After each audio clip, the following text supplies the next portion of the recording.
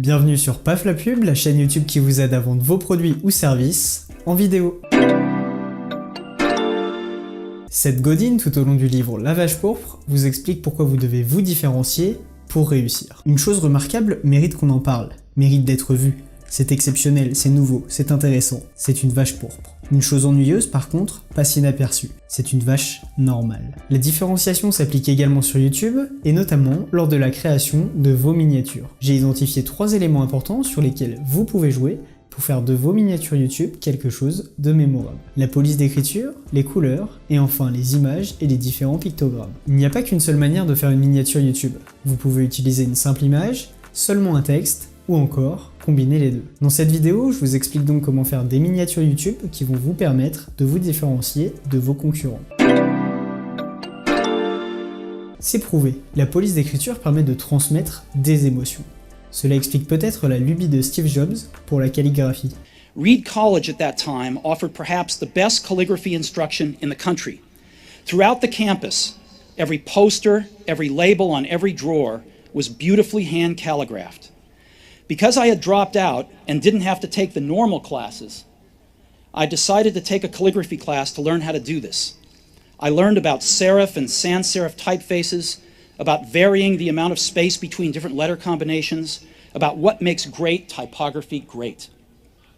It was beautiful, historical, artistically subtle in a way that science can't capture, and I found it fascinating. Quelle police d'écriture utiliser en fonction de l'histoire que l'on veut raconter? Pour simplifier, il y a 4 catégories de police d'écriture. La catégorie shérif, ce sont les polices d'écriture avec un empattement, type Time New Roman. La catégorie sans shérif, ce sont les polices d'écriture sans empattement, type Bébas. La catégorie script, ce sont les polices d'écriture qui donnent l'impression d'être écrites à la main. Et enfin, la catégorie fantasy, comme son nom l'indique, les polices d'écriture un peu plus fun. Une police d'écriture permet donc de raconter une histoire et de faire passer des émotions. Imaginons que l'avocat Maître Corbeau, j'avais pas trop d'imagination, désolé, souhaite créer une miniature YouTube. Va-t-il choisir une police d'écriture type script ou une police type shérif? Dans son cas, il veut sans doute donner confiance à ses clients et la police d'écriture shérif sera donc la plus appropriée. La police d'écriture script donnant un côté plus enfantin et moins professionnel. Mais c'est à vous d'avoir cette réflexion. Il faut être conscient que la police d'écriture que vous utilisez raconte une histoire. D'ailleurs, pour trouver la police d'écriture adéquate pour vos miniatures, vous pouvez aller sur Dafont. Le lien est dans la description. La couleur est un élément majeur de votre miniature YouTube. Et tout comme la police d'écriture, elle vous permet de raconter une histoire. Mais pour cela, il faut qu'il y ait un contexte, car chaque personne va percevoir les couleurs différemment en fonction de son vécu. On va prendre un exemple simple. La couleur marron. Si je vous donne cette couleur sans l'associer à quelque chose ou quelqu'un, alors certaines personnes vont l'aimer et d'autres non. Mais maintenant, si je mets un contexte, la couleur va avoir une signification. Par exemple, si j'associe un emoji chocolat à la couleur marron, cela va poser le contexte. La couleur permet donc de créer un univers, mais une couleur seule ne raconte rien. Si on ne l'associe pas à quelque chose, alors chacun pourra avoir une signification différente à une même couleur. Maintenant, il faut voir comment appliquer les couleurs à une miniature. Il y a une règle simple à connaître pour créer des miniatures qui attirent l'œil, l'effet d'isolation. Cette théorie a été inventée par un psychiatre allemand qui en 1933, dans une étude, a prouvé que lorsque plusieurs stimuli homogènes sont présentés, le stimulus qui diffère du reste est plus susceptible d'être appelé. Pour faire simple, si l'on prend une image avec plusieurs voitures bleues et une voiture rouge, la voiture que l'on va retenir le plus est la voiture rouge, car elle sort du lot. Pour appliquer cette règle, c'est simple. Il vous suffit d'aller sur le site Adobe Color, le lien dans la description, et de choisir une couleur. Prenons le rouge.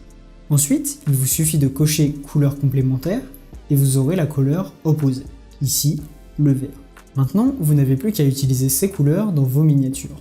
Votre couleur principale pour les éléments communs et la couleur complémentaire pour faire ressortir le ou les éléments importants. La chaîne YouTube de Matt D'Avella est un bon exemple, car chaque miniature permet d'illustrer parfaitement le sujet qu'il traite dans la vidéo. Vous pouvez utiliser également des emojis et autres pictogrammes pour faire passer des émotions. Les fameuses flèches, têtes de mort, sens interdit, et j'en passe. La vidéo de la semaine dernière traite d'ailleurs d'une émotion que vous devriez utiliser pour garder l'attention des personnes qui regardent vos vidéos. Je ne vais pas m'étendre plus sur les images et autres pictogrammes car je pense que c'est un des points les plus connus et que vous maîtrisez le mieux. Voilà donc les 3 points à maîtriser pour que vos miniatures YouTube se différencient de vos concurrents. La typographie, les couleurs et les images et différents pictogrammes. Si cette vidéo vous a plu et que vous voulez aller plus loin dans la vente en vidéo, vous pouvez vous inscrire à ma mailing list et ainsi avoir accès à 30 minutes de coaching gratuit personnalisé pour améliorer vos vidéos. À la semaine prochaine pour une nouvelle vidéo.